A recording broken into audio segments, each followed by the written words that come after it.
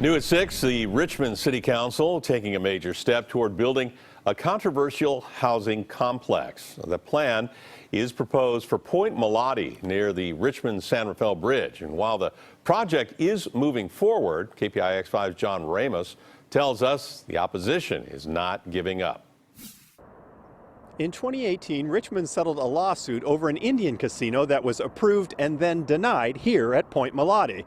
The settlement instead calls for 670 homes to be built in this area, with the proceeds to be split between the litigants. But that agreement, reached in closed-door meetings, instantly became mired in controversy. The City Council began adding restrictions to the project, but when potential developers began dropping out of the running, the council reversed course and dropped the restrictions. Well, the City Council ultimately agreed to remove them because they found out they weren't going to get any proposals unless they did. At last week's meeting, the council chose a developer for the project, an Irvine-based company called SunCal, and agreed to sell the land to it for $45 million. Mayor Tom Butt says it will be tight, but he believes they can meet the deadlines laid out in the settlement. I'm pleased that it's moving forward, but I'm getting awful tired of this group that just keeps hammering on us, you know. That group is the Point Molate Alliance, a band of residents who oppose the settlement and are now suing the city for negotiating it without public input.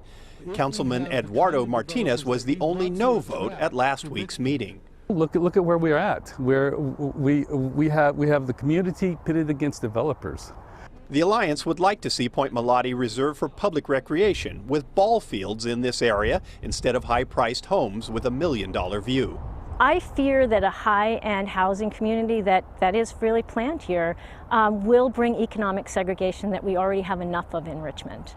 And even though the selection of a developer is seen by many as a go-ahead for the project, the group opposing it says they aren't giving up the fight. We think that with the will of the people, these are still elected people on our city council. And if they see the growing coalition that's opposing them, they're going to rethink. But, of course, it was a change of mind that caused the lawsuit in the first place.